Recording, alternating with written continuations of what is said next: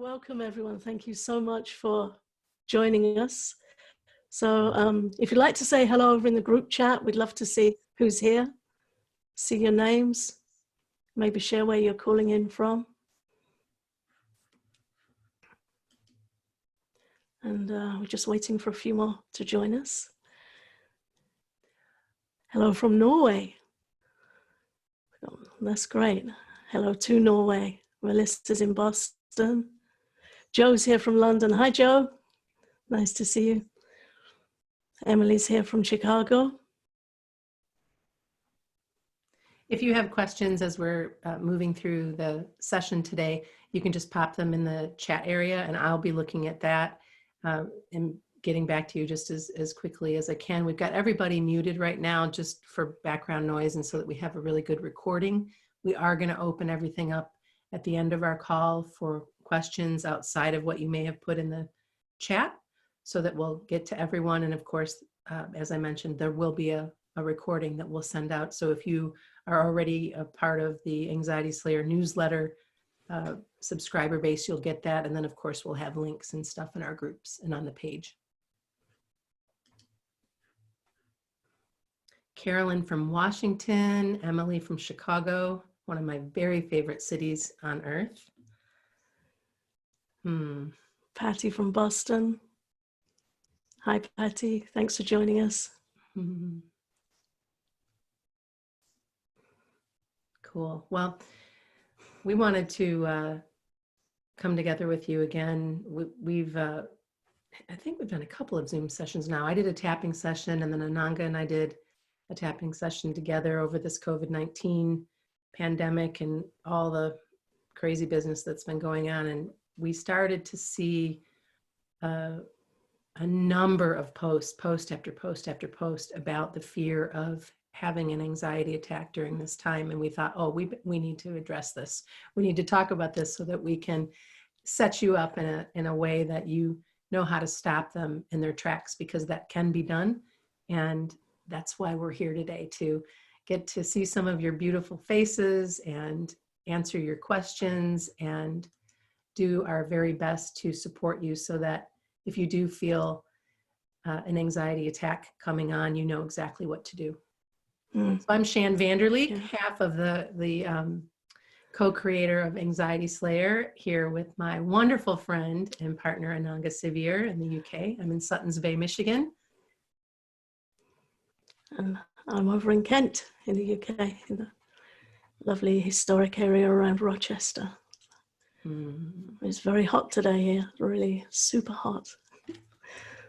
Yeah, we finally have spring here in Michigan, although it kind of went right to summer. It went from freezing to summer. So no transition. I'm grateful for the flowers and the green and the leaves unfurling and all of that. It's way past time. So beautiful to see. And I think I've been hearing from some that it's quite tender this year to be going through this global situation. Somebody said to me yesterday that in a way the heat and the green and the flowers was quite tender for them, almost inducing some sadness, the contrast between the bright and the coming of summer and the expansiveness that usually comes with that, being outside more, making plans to visit loved ones, maybe take a break. She was finding that quite a tender contrast with what's going on around us globally. And certainly I'm hearing from a lot of people that some self-care practices are going to the wayside a bit, and some old patterns are coming up. Certainly elevated anxiety is happening for a lot of people, for those who haven't previously experienced anxiety, and of course for those who are already challenged with living with anxiety. So it's a very unique time, and a time when we definitely need to make sure we're slowing down internally. The world outside is calling us to slow down, but sometimes with anxiety we're spinning out inside. The adrenaline's coming up in response to what we're seeing on the news, the fear we may have about loved ones. So to make sure that we're doing everything we possibly can, not in a big to-do list pressure piling on way, but gently, softly. How am I supporting myself today? How am I taking care of myself today? one of the challenges with anxiety attacks is that they can feel like they come up at us out of the blue, but very often there's a pattern, there's an underlying pressure that's building. So we're going to be talking a little bit about that tonight, about catching anxiety out before it catches us out, looking for the clues, looking for the symptoms in our body that might speak to elevated anxiety, and how to catch it before it goes over into a full-on attack. I love listening to you. You know, after almost it's almost 11 years, and I'm like, oh, wait a minute, I'm a part of hosting this. I can't just like listen to Ananga. Oh my goodness! As I was listening to you, I was thinking about the triggers that pop up sometimes that can send us on our way to an anxiety attack, and how I felt in the beginning of all of this, and I had things under control pretty well. And but then I kind of got sucked into paying attention to the media and the numbers for a while. I haven't been for a while now. And I could watch it escalate. And I could see that if I didn't do what I knew to do, that if I didn't have that media fast, if I didn't back away from that, I was going to cause myself a lot of pain and suffering. And then after that, I noticed that I started to move into some old eating patterns. I've been baking, and I don't bake. I mean, I've baked a lot of things. I'm talking like banana bread and cakes and lemon cake and cookies. And thankfully, I'm giving half of it to our neighbors. And I just said, like, I have to stop this baking, because it was like this nervous energy to do something. Yeah. And then also being mindful of my nutrition, because when I eat well, and when I drink my herbal tea, and when I'm mindful of what I'm eating, I do so much better than when I go into this comfort food mode. And that's what we did. We made every comfort food recipe we have ever had, ever made, that we usually only make once a year. We made it all. It's like last 2 months. So anyway, that's a little bit of my story, but catching the media piece was big. And noticing my breath, if my breath gets shallow, was big as well.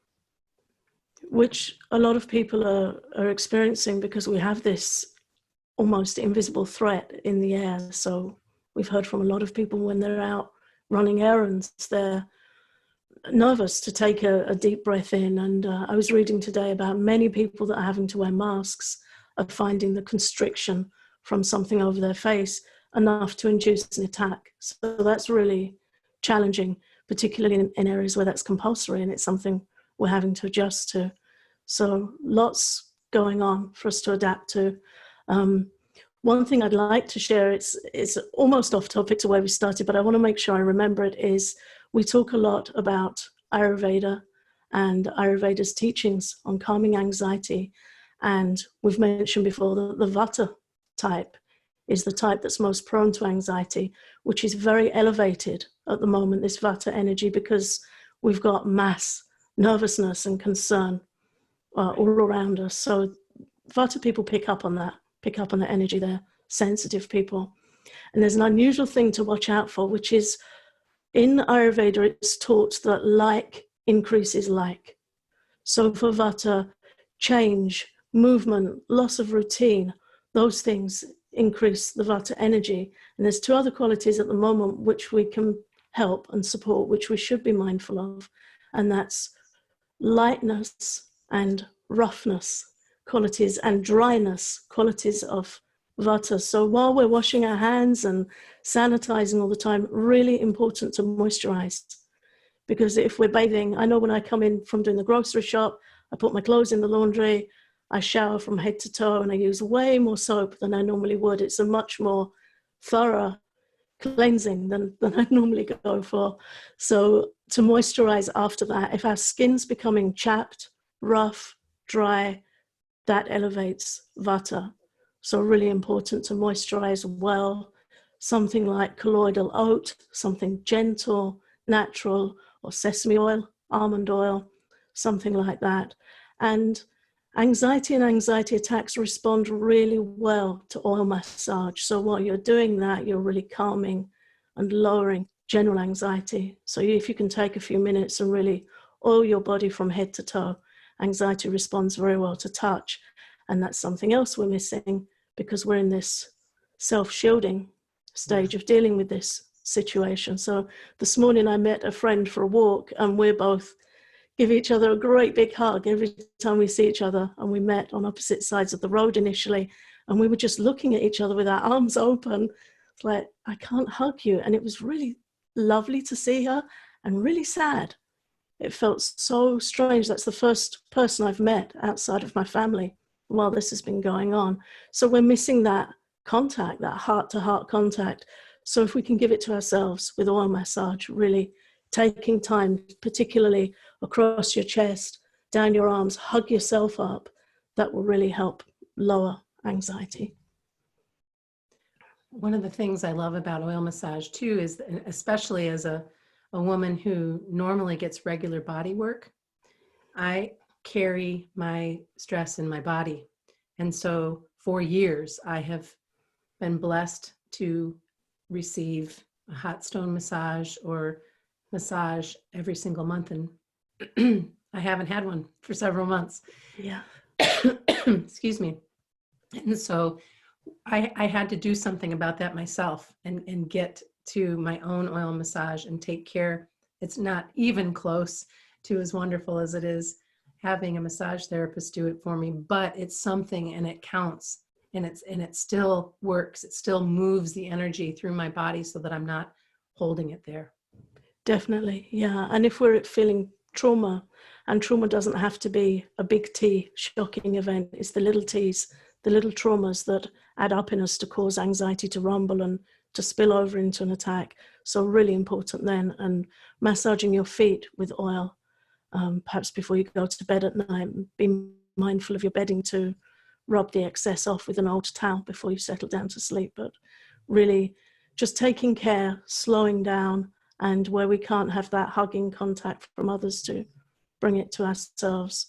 And as you said, Shann, it does count.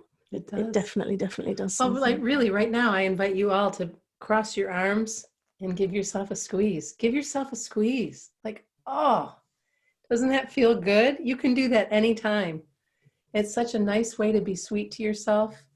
If I'm feeling stressed, or if my mind starts to go, it's like, it's okay, honey. It's okay. I got you. I got you. Yeah. And give myself a squeeze. And it's been such a wonderful self-care practice to add. And it's so easy to do, and we can do it anytime. It's such Absolutely. a beautiful thing. And with anxiety, learning to self-soothe, self-support is very, very important. With anxiety attacks, we tend to have a spinning dialogue that self-generates, where we think, I'm out of control, this could happen anywhere, and we're kind of falling downhill with it mentally, understandably, because it's such an awful experience. But if we can learn to self-comfort and to just cross your arms over your chest. In our course, we have a guided self-soothing practice, which involves just really bringing your hands down your arms, and we have some tapping in there also for how to calm yourself down after an attack. How we respond to elevated anxiety is very important for future events and reducing future events. So yeah, it's a good thing to know how to do. Over the years, we've talked a lot about a number of different things that you can do to support yourself to stay as calm and relaxed as possible. We've shared essential oils that are really helpful. We've shared teas that are very helpful, flower essences that are helpful, yoga poses, postures, moving, breathing exercises, all of these things. If you've been listening to us for a while, for years, for a day, you know that we're bringing this stuff forward and repeating it quite a bit because it works. And so one of the things that I've done during this pandemic is, even though I'm not traveling as much as I was before in my car, I have a new car kit that I do where I have lavender oil in there now that I didn't have before. And I have the rescue remedy with me just in case. It's a little spray to put under my tongue. I have, of course, now I have a mask. I have sanitizer. I have some music that I listen to that it's much different than what I would normally listen to when I'm driving. It's just much more chill. I've been listening to a lot of like yoga groove relaxing music when I start to feel that heightened anxiety, or when I start to get shallow breathing. So these are just things that you know to do if you are traveling or if you are going back to work. These are things you can do to support yourself. Just one second, I have two more people joining us. Welcome to the new people who are popping in. We have you muted so that that we can hear ourselves think and and have a good recording for later. So I was talking about having that care kit in my car and just really doing an inventory of what you already know and what you already have on hand. Yeah.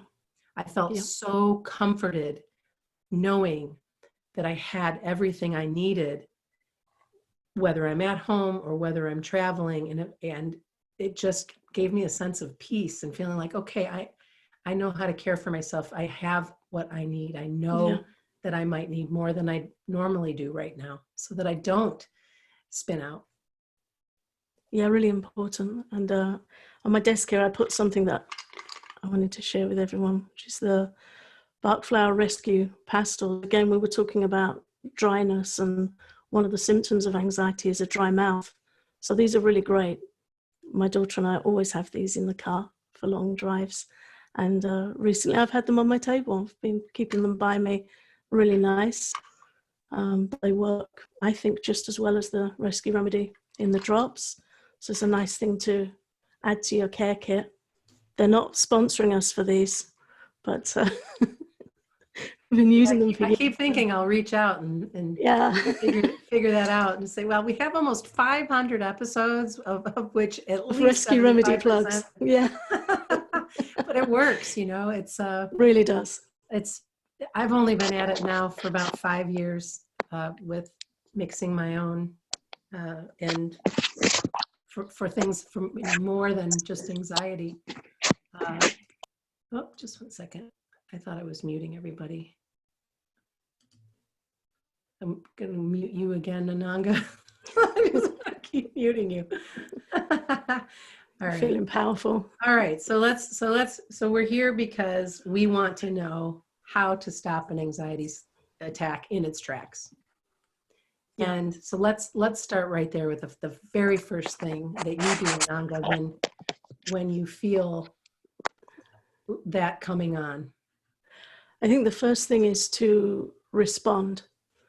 There are different ways we can go with anxiety, because when it looms up, it feels so very uncomfortable, very unpleasant.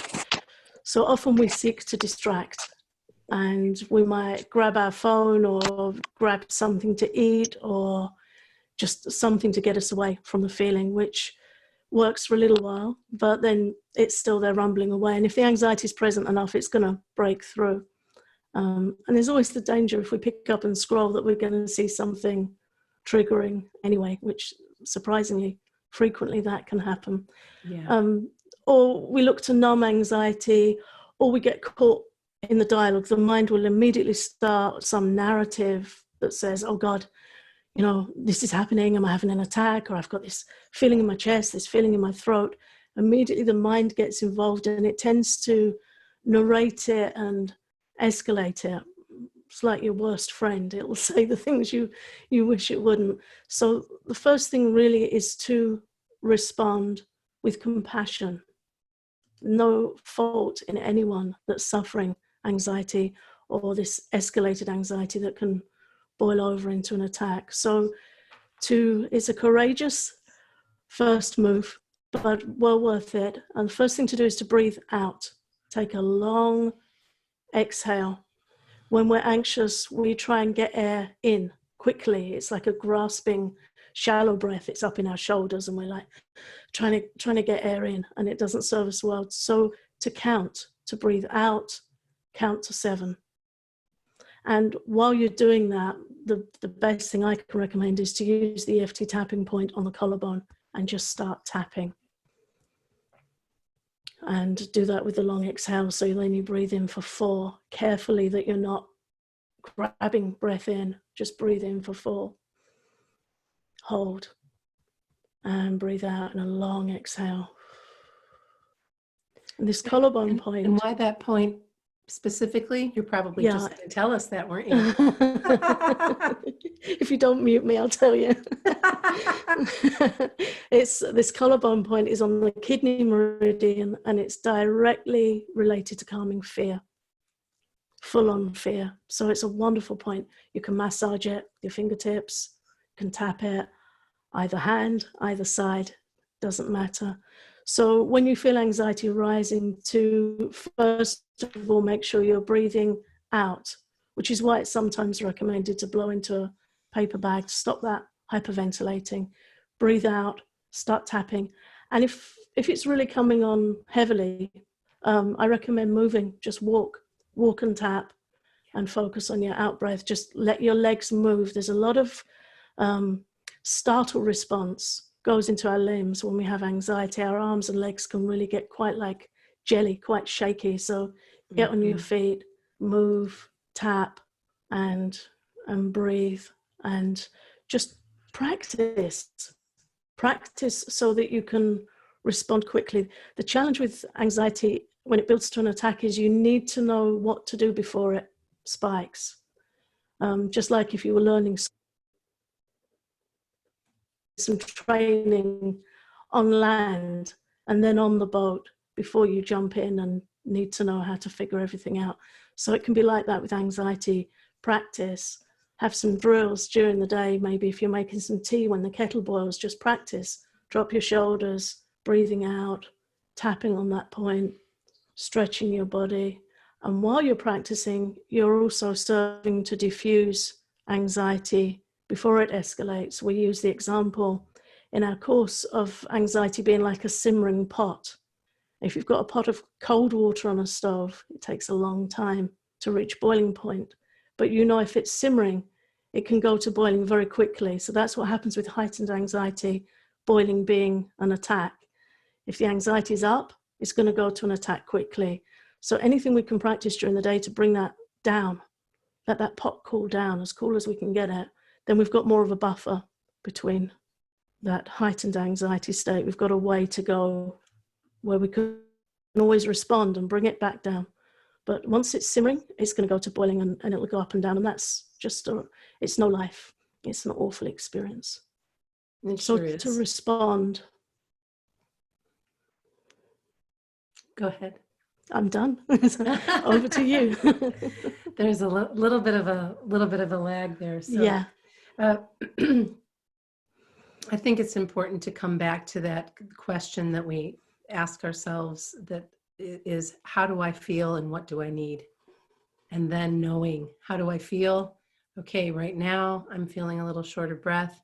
I'm feeling a little freaked out about something I just heard about or something I just saw. What do I know that I need to do? How do I feel? What do I need?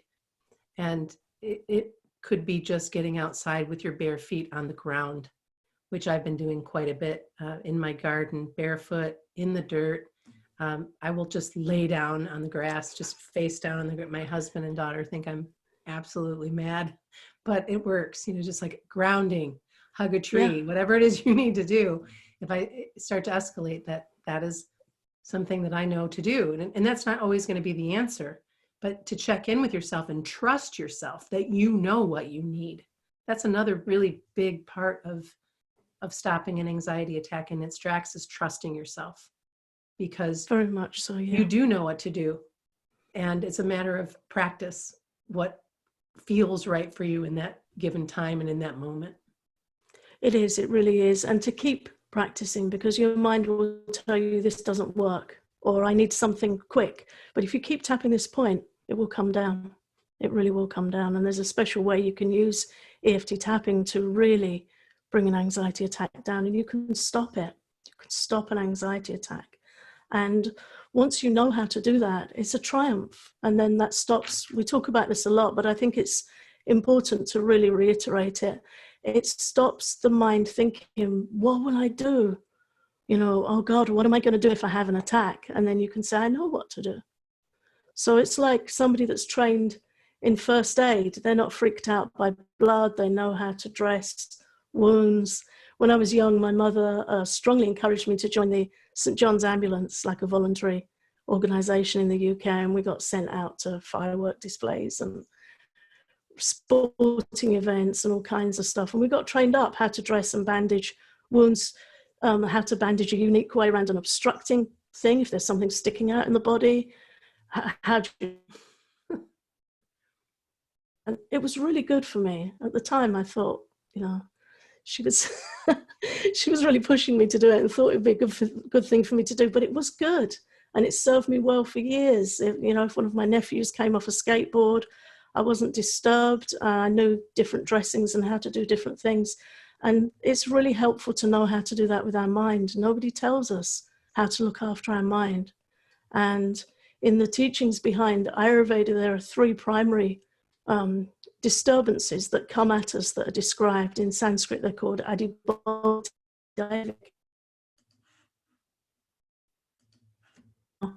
One is disturbance from other living beings, and the other one is disturbance from our own mind. Ananga, could you repeat that, please? Because at least for me on my end, you completely stopped and I missed the first part of what you said. So it looks like our connection's getting a little bit challenged, and what you shared was important. So if you wouldn't mind. Sure. So the teachings behind Ayurveda, the Vedic teachings, teach that there are three primary ways that we can get disturbed. And in Sanskrit, they're called adibodhik, adidaivik, and adhyatmic. And one of those is external global events, which we're seeing at the moment, but we don't usually see something so global that affects us all. That's less usual. The other one is disturbance from other souls, other living beings. And the third one is from our own mind, disturbance from our own mind. And whenever I've shared Vedic classes, Bhagavad Gita classes, and you know, you say, put your hand up, which disturbs you most, it's always our mind. There's that saying that our mind can make a heaven or a hell of anything. So we're not taught in the West how to look after our mind. We're not taught how to care for our mind, but we need to be. We need to know how to look after it in the same way that it's good to have a fire extinguisher in your home or a first aid kit in your home. We need care in place for the mind, and we need to practice that care. And it doesn't have to take a lot of time, but it should be a priority. Really, really important. Yeah, I'm grateful that we're doing the work that we're doing, and that there are so many more people who are open to learning how to calm their fragile mind, learning how to work with the mind, and not believing everything you think, and not believing all of the stuff that we're inundated with. We live in an unusual time where we have so much coming at us, more than we ever did before. So much screen time, and oh my goodness, so many opinions. And it just sometimes feel like, oh, I just need to, shower it all off and step away from it, because my mind gets jangly, just like yours. Yeah. And so by knowing what to do, by knowing to start at this tapping point, by knowing to hug myself, by knowing to use my lavender oil or Bach flower remedies, or just moving my butt, because I sit at this computer a lot, and will notice, okay, it's time for me. It's been 2 hours. I have got to get up. I need to go outside. I need to move. So if you are at a desk job, or if you work out of your home, or if you find that you're in front of the screen a lot of people have been binging movies and shows on Netflix and the various things. We need to get away from the screen time. We need to let ourselves have a break from everything that's coming at us. Absolutely. And of course, when you're self-medicating with movies and entertainment, because we say, I just want to get out of my head for a bit, but what we're actually doing is putting more stuff in our head. And entertainment tends to be, for me, it's too loud, it's too fast. I was watching a gardening show yesterday, and the music was too loud for me. I just wanted the flowers and the dialogue. My mind, when it's escalating, it can't take too much. It wants quiet. And when it's starting to happen, because you'll find that typically you develop an intolerance for noise, but you need to speak more. When our vata goes up, we need to vocalize, but we can't take too much coming in. So that's really time to, slow down, quieten down. And the challenge there with anxiety and with the Vata energy is your thoughts will be escalating. So it's hard to sit with them. So then if you can go to something creative, something gentle, and that could be baking, painting, knitting, gardening. Don't bake. You know, we have a flour shortage in the UK. We actually have, there is Oh, no flour in the shops because everyone's baking. yeah, We've actually got a national shortage of flour because yeah. everyone's baking. But yeah, get your hands in the dirt, get some seeds, plant some sunflowers, something. Get your hands in the dirt, get smelling some herbs, anything to engage your mind. It's like occupational therapy for your mind, because when anxiety is building to an attack, it's very hard to sit with yourself. So we have to find ways to be with ourselves that are healing the anxiety, helping the anxiety, rather than delaying it or even provoking it. Because if you're going to go to entertainment and scrolling, the chances are the energy will come up and then it's going to come up in the night, which is Right. not a good experience at all. In the States, there's also been an increase in alcohol sales, like by 100% over these last 2 months. So that's a lot of drinking. And I get it. You know, people are self-medicating, or they're not working, or they're whatever their choice may be. And whether you drink or whether you don't, here's what I know is that if you do, please don't drink a lot, and please make sure you have plenty of hydration before and after, so that when you start to detox the alcohol, you don't cause more anxiety in your body, because you will, with detoxing, with your body working through that alcohol, you will get those racing feelings and low feelings and serotonin drop. And we just don't need that right now. It's not helpful. So even though it might feel like it's helpful at the time, it's really not if you're going to overindulge. If you're just going to have a beer or a glass of wine or something like that, that's different. But again, you want to keep hydrating and just be really, really mindful of what we talk about. Caffeine, we talk about alcohol, but they're not your friends when you're already heightened, when you're already feeling jangly.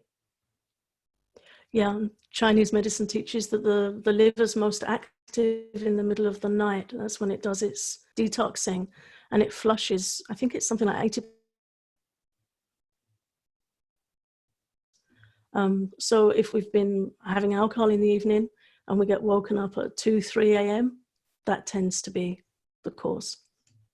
It's that the liver's trying to detox. We've given it work to do, and it's the energy's coming up and it's breaking through into our sleep.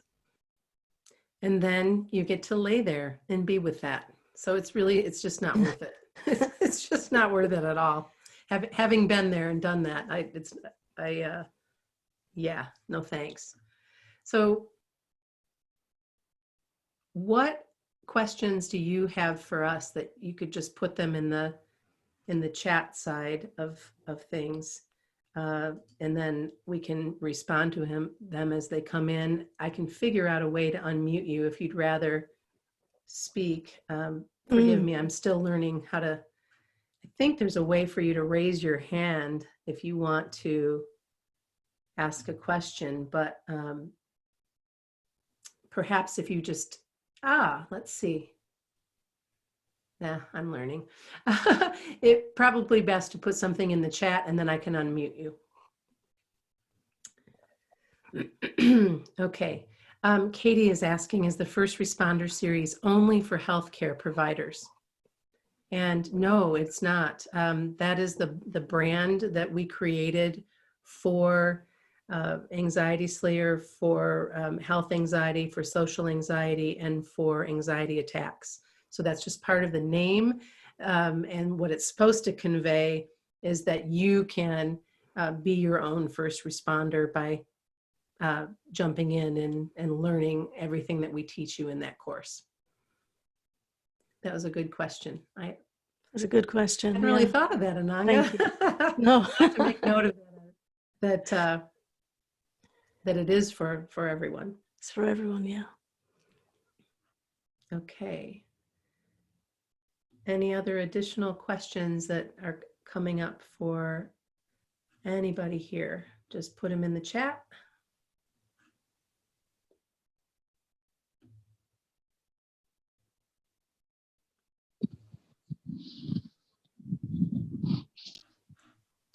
Hey, Ryan. Hi there. Hi. I've got a question. I've been off work on medical leave for about 5 months, and just the thought of coming back and having to explain myself to all my coworkers gives me anxiety and fear. I'd kind of like to just leave it alone and just tell them to mind their own business. I'm not sure. My body gets all sweaty and I get panicky. Just the thought of everybody asking me where I've been for the past 5 months. That's a good question, Ryan. It's a very common experience with anxiety, and I think being off work during this time, a lot of people are going to be facing what you're facing. The more at peace you can be with yourself, the more you can show yourself, which is completely valid, the better you're going to feel facing others. And then I think, Shann, you're always very good on boundaries. You know, we don't have to share our story with the everyone. first thing that was coming through for me, and sorry to step all over you, Ananga, but the first thing that was coming through for me, Ryan, was it's none of their business. You know, that is my personality. Be like, you know, like I'm doing great. Thanks for checking. It's great to be back. That's it. Yeah, great, thank you. I really appreciate that. Yeah, absolutely. And also, Ryan, learning the tools, learn some EFT tapping, learn the tools that can help you feel calm, feel in control. The tools that, you know, when you learn tapping, you tap for 5 or 10 minutes and you really feel in your body, I've got this. Years ago, I used to suffer with full-on anxiety attacks in my youth, and I would drip, absolutely drip with sweat. And my thing was, people are going to notice, they're going to think, you know, I just look weird. I'd go red. I'd get anxious if I was going red. I felt very self-conscious, and we didn't have tapping in those days, but I learned some other techniques that just gave me a bit more strength, inner strength, to feel settled in myself, feel more at peace with myself. And weirdly enough, one of them was doing the first aid training and going out and facing stuff. That really helped me just step up and face some stuff. But if you learn tapping and you tap before you go into work, or you can take yourself to the restroom and just tap for 3 minutes, nobody needs to know why you're in there or what you're doing in there. Just take yourself off and just diffuse the anxiety at regular check-in points when you're around other people, and just make peace with yourself. You're fine. And if you do talk to others, you'll see everyone's struggling with something. If they're non-compassionate, I say good luck, because if you don't show compassion to others, you're going to taste that experience sooner or later. So yeah, just look after yourself. Melissa Great, asks, thank you so much. It's a pleasure. You're welcome. You're welcome. Melissa asks, are there any recommendations for beginner books on Ayurveda? I'm looking for mine that I recommend. There's a book called In Your Elements, which I really like. I'm going to nip and grab my 2 books so you can see the covers. Hang on.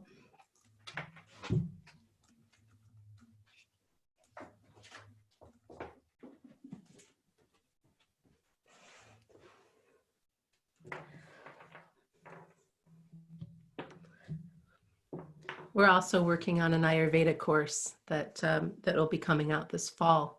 So it'll be a nice walkthrough and teachings because we're talking about it all the time, and we realized that it was time to get you a course around it as well. Yeah, specifically for anxiety relief, something that everyone can do, whatever your body type. But this is a lovely book, In Your Elements, by Monica Bloom. She's very well trained. She trained with Dr. Ladd, who's one of my absolute favorite teachers of Ayurveda, and she's also worked in design. So she designed the book. I don't know which way to tip it to show you. There's little charts. Yeah, little charts and graphics the whole way through. It's all chunked down really beautifully. It's a great book. It's a great book, really nicely illustrated, very gentle, easy to work with. I think Joe, who's with us, has this book. So that's one.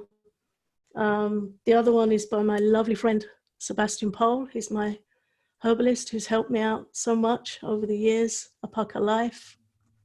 I'm not sure if they changed the name, but the cover's like this. You might see it in like a turquoisey color. Nice hardback book. Again, it's nicely laid out graphically. If my camera Do wants you to. spell Sebastian's last name P-O-H-L? P-O-L-E. Oh, P-O-L-E. Okay. That's a Yeah. great book. I've read that book as well. Beautiful book. Nice Cool. pictures of herbs. Really. Is that the same pucka as pucka tea? Is that Yes. the Yes. same? Oh, Yes. wonderful. Herbs. I'm drinking one of their blends right now. They're lovely. There you go. Me too. Yeah. Great. Yeah. So Sebastian's their master herbalist. He's the guy who blends all the teas personally. Amazing man to follow. If you see him on social media, he does a lot of beautiful charitable work for the planet.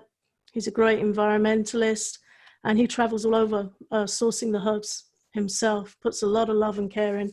And I think this book's been done really quite beautifully. It's a book you can open on any page and learn something. So they're my two recommendations for an easy introduction. Thank you so much. Fantastic. Thank you.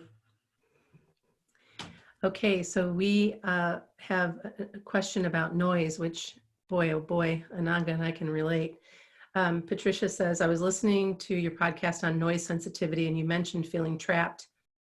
I have a lot of construction going on and being at home right now is challenging hearing the noise.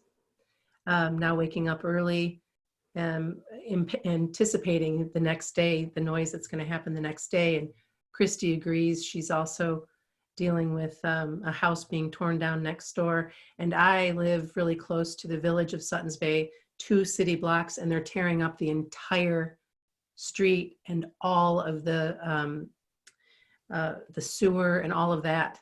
And so I feel you. And this is big. And we recommend that you get earplugs.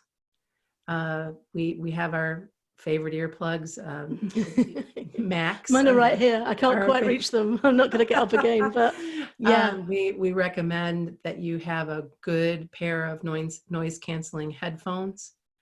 I often will have a fan or something that will create some white noise when that's happening.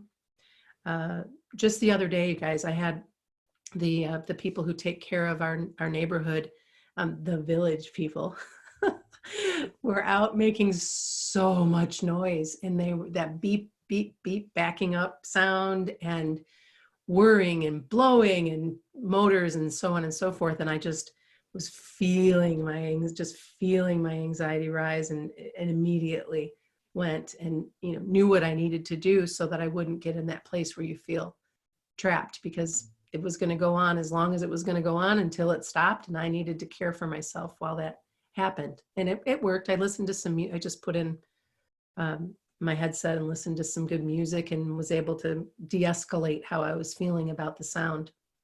Yeah, I think it's a question again of being proactive and setting your own environment. So whether you use headphones and you've got your own soundtrack playing that brings you some comfort, some peace, or you just want to block out the sound with earplugs. There are different earplugs with different noise cancelling potential. Some I have are quite light. I can hear somebody if they speak to me. I don't like the idea of being completely non-hearing. That doesn't always feel comfortable to me. So depending on my environment, I'll use different degrees of noise cancellation. Yeah, and there are some that you can hear if somebody talks to you in the same room, or even if you just put one in, it mutes things down a bit.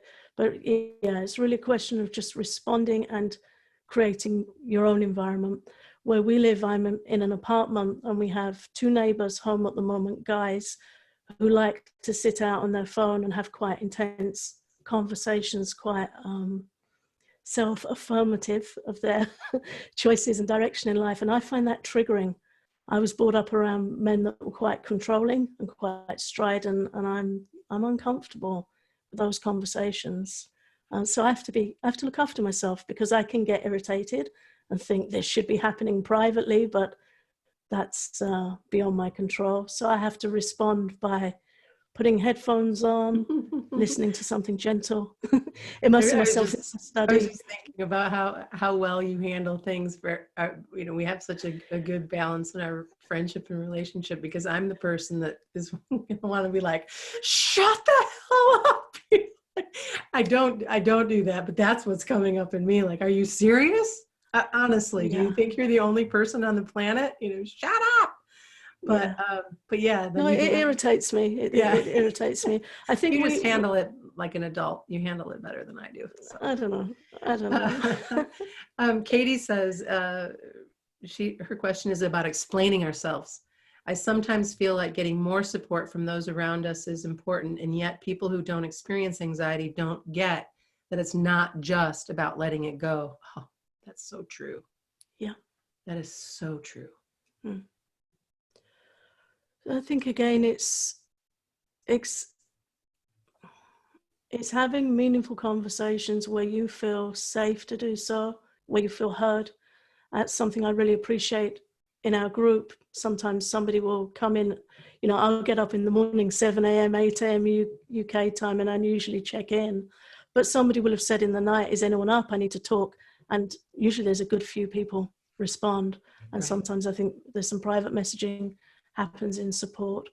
Really important to speak with those that understand. When I was living with chronic illness, that was very hard for me in that area too. Sometimes I'd look well and people would say, oh, you look well today.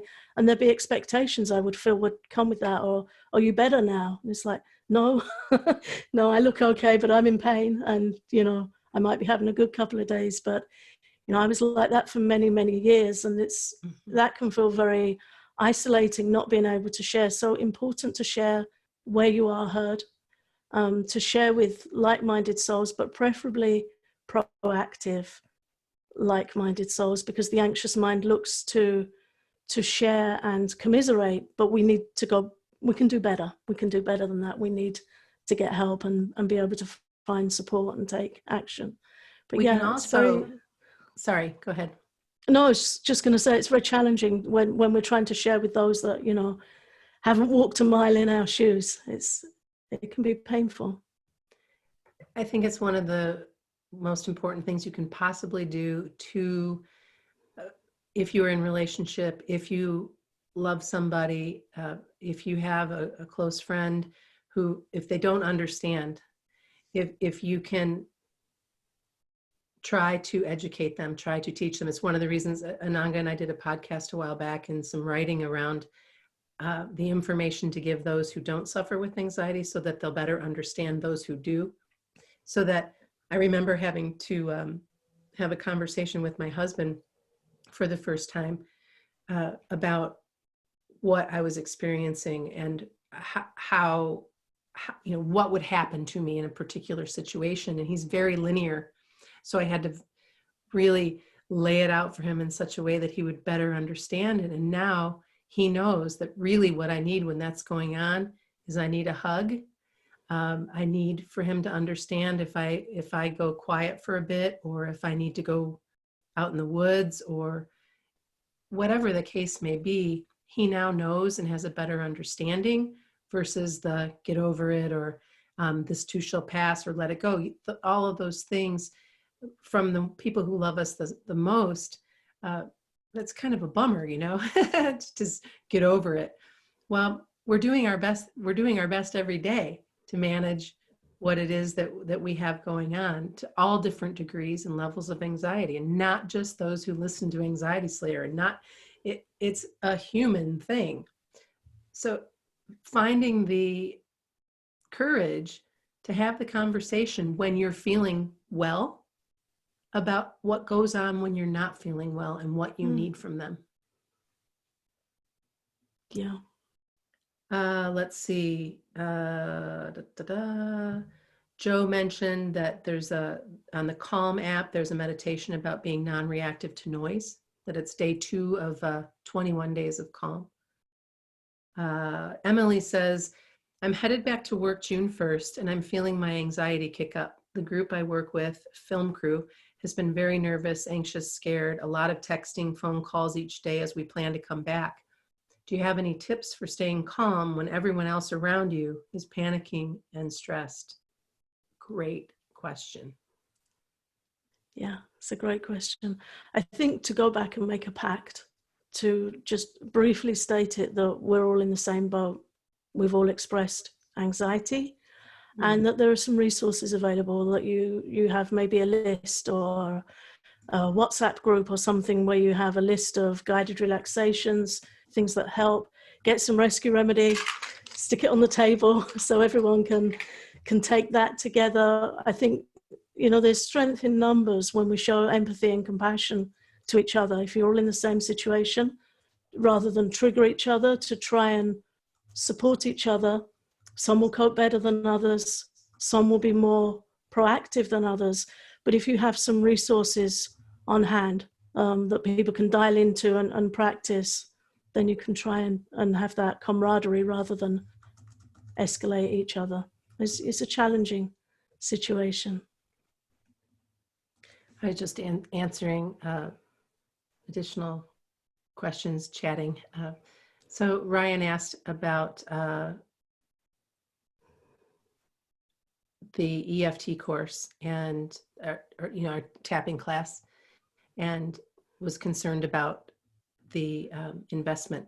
So here's the thing, Ryan, even if you can't invest in any of our online courses or what have you, we have so much free information on tapping that if you just explore anxietyslayer.com and in the little search area put tapping or EFT tapping, or go to anxietyslayer.com/EFT, there's going to be so much information for you there. Our free starter course has information on tapping. So we've really made it our mission to share as much as we possibly can for free, and you'll find quite a bit there.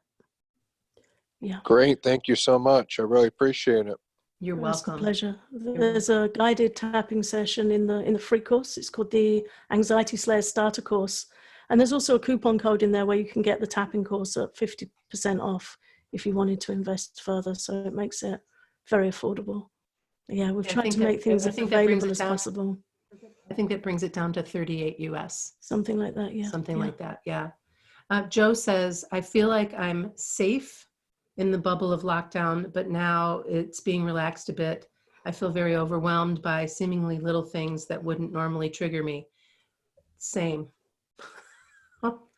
My husband had to go back to work, Joe, and even though he's in a small office and not a lot of people, and they're being really mindful they are being very mindful, but I just can't help but worry about him. You know, my daughter and I have been completely quarantined, but now he's going out. So even though we have been quarantined, he's still coming out and in. So there's still that little bit of worry about, well, obviously I don't want him to get sick, and I don't want him to bring anything home to get us sick. And again, it's that continuing to do what you know to do, to be as smart as you possibly can, to protect yourself the best way you possibly can, and to keep breathing through it, moving through it, and feeling how you feel, because none of us have experienced this before. This is, truly strange days indeed. Yeah, we're living through a world event. I remember my daughter saying a few years ago, she said, I wonder what I'll live through this lifetime. And a few days ago, she said, well, now I know there's one of them. We're living through a global event, and it's affecting many people in similar ways. We can all put our hands up and say, we're being triggered. I sometimes don't feel comfortable with the grocery shopping. I had to go yesterday, and I found people very friendly and courteous and smiley and slow. But on the roads where I live, there are a lot of frustrated people driving really crazy. And if you have a little understanding of Ayurveda, you can see that the heat of summer, the increased propensity for alcohol and frustration that people are feeling. Some people respond to anxiety in frustration, not in the quieter anxiety that our community are more likely to experience. Some people feel frustrated, and I don't like being around that energy. I'm uncomfortable with that. One way you can use EFT tapping, which is really helpful, is to just say, triggered. I feel triggered. That triggered me. Whatever. And on this point here, even though I feel triggered, I accept and respect myself. This is a really difficult time. I accept it, triggered. And say what it is, what event triggered you? What do you feel uncomfortable about? Just voice it as if you were sharing it with us or sharing it with a friend. And then you just work through the tapping points, which you can find on our website. Triggered. You just tap your way down. Triggered. Triggered. Take a deep breath and just keep tapping through the points. And it diffuses the trigger. And if the more frequently you do it, the more your resilience will go up. But yeah, it's a very good question. I thank you for asking it, because I think it's a really common experience right now. And our very last question before we wrap for the day is from Guylaine. And Guylaine is waiting for a health test results and is feeling anxious, but knows that it would probably not be normal if not to feel anxious, even though she knows that that's not going to change the result. And having been there, done that, both of us, it's, just do those things to do to soothe yourself, to care for yourself, to keep yourself occupied, so that you don't obsess on what may or may not be happening, and to just remain as sweet to yourself as you possibly can until you know. None of us like to be in this situation, and it brings up anxiety for everyone, whether they admit it or not. Yeah, absolutely. And I think we did a show on this a while ago. I think if you go to anxietyslayer.com and just type in test or health anxiety, there's a little magnifying glass at the top. Yeah. So you can find there's an episode where we go into that in some depth. But yeah, we've both been there. And just pass the days as peacefully and calmly as you can, whether you need to bring in mindful creativity, some tapping, specific tapping for what concerns you, for any what if thoughts, and just let the days pass as peacefully as you can. But there's definitely an episode with more specific guidance on that. And all the best. Hope it turns out very well for you. We have some lovely thank yous coming in for showing up today and doing this. And we're so glad that you all decided to participate. And we hope that we've given you some comfort and some additional tools to help you as you navigate through life right now. And that now you know that you can stop an anxiety attack in its tracks, that you can do the things you know to do. It takes practice, but please, please, please continue to practice. Know that our Anxiety Slayer First Responder Series course for anxiety attacks is available right now for 25% off with the coupon code Mayday. And that is available to you guys until the end of May. And we'd love for you to take a look at the course. You can look at the entire course before making a decision. We know that money may be tight and you want to make the best decision you possibly can. But that's where the course is. It's been reviewed favorably. And then we also have lots and lots of free support as well, as always, at anxietyslayer.com. Thank you so much for joining us. And thank you, Ananga, for being the very best co-host ever, and partner and friend. And I love you. Love you too. I love you too. And all of you, thank you so much.